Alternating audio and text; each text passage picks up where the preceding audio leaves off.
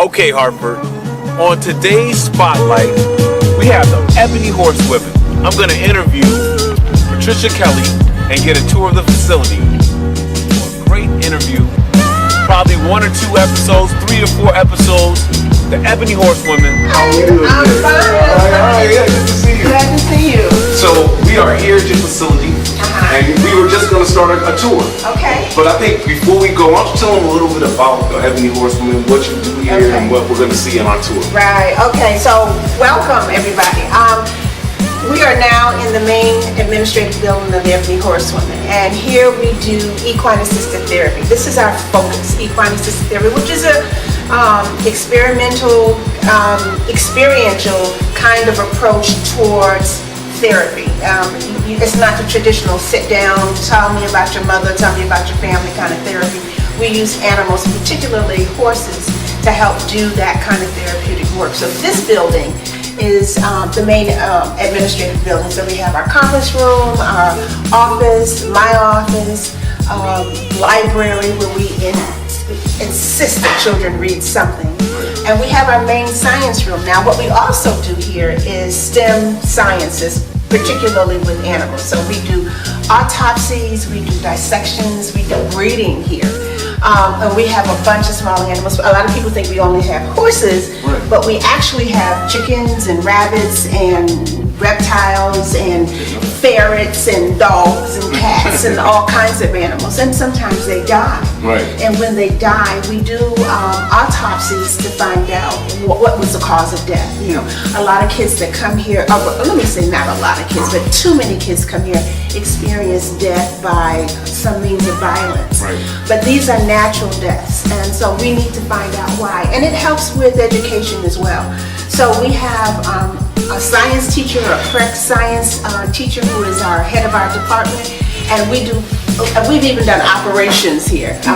So it's a lot of different things that go on here to support the development of youth. So this building right here is our main science building. So I'm going to take you outside, and we're going to look at some of the other buildings. Did I make a point that I wore my cowboy boots today? Because we were going to ride a horse today, but because it's raining, the horses got to stay inside. But I did, put on my cowboy boots. If you go back to the video when I rode the bull, you can put that in there. So, boom, cowboy boots, just in case. Well, the next time you come, you'll be on the horse. Okay, perfect. You're going to come back. So we do have an indoor riding arena, which is in use right now because we have a instructor training going on in our science room, and they will also be using our indoor arena. So just as a course of taking you through to let you see everything, we'll take you into the indoor arena. We'll let you take a look at that.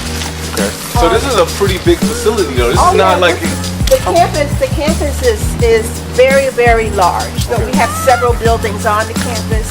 I'll take you through the stall area and let you see some of the small animals that we have. So this building, our indoor arena, is very well when we have bad weather like this. Right. So there is a training going on now. So we're just going to kind of quietly go take a peek.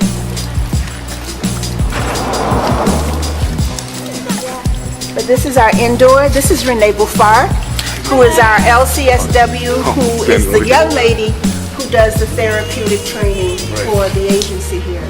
So we're waiting for her participants to come in for the training. But this is the indoor in here, and we already have some horses out for the training that she's going to be doing this afternoon. In 2 minutes. 2 minutes.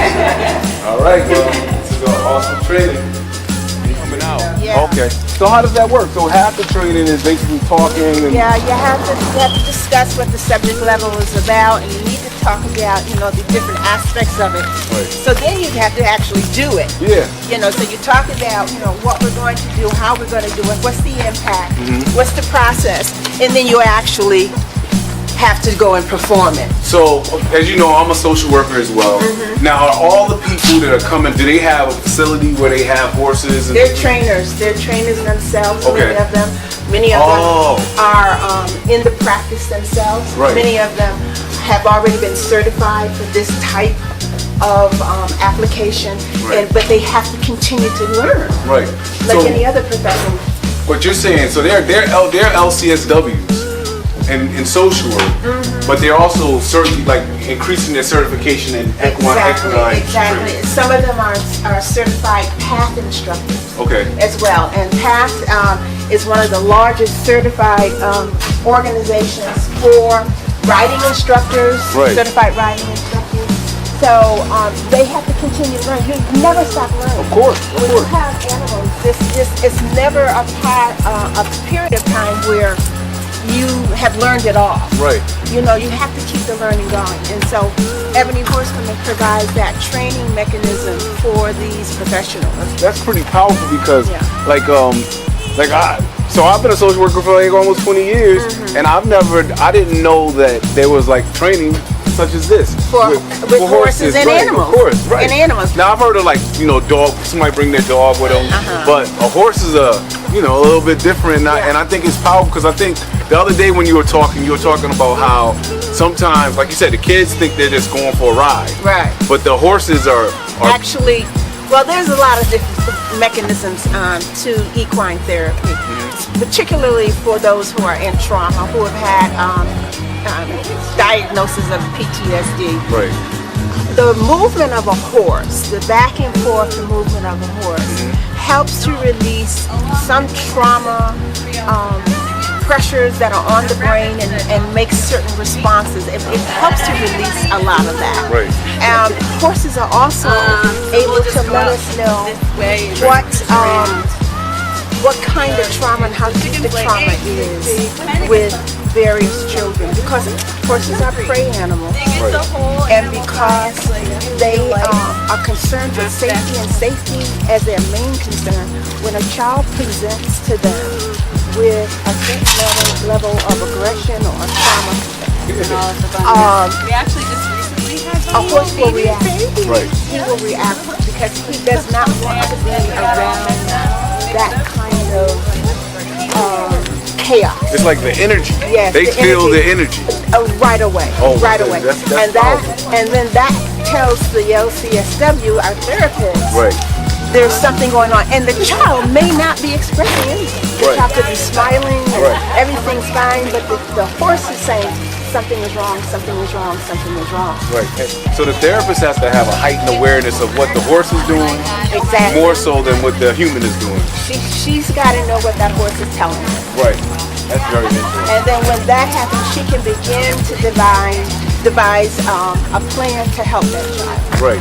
Right. So it's very powerful when you see it, and it's very impactful, and particularly with students, or I should say youth who have aggression problems or anger problems. Yep. This is one of the most important elements that we can see immediately Right. through the reaction of a horse. Yes. So, and then that helps us to help that child release it. And oftentimes the reason why traditional talk therapy don't work is because children have learned to give you what you think you want to hear. Exactly.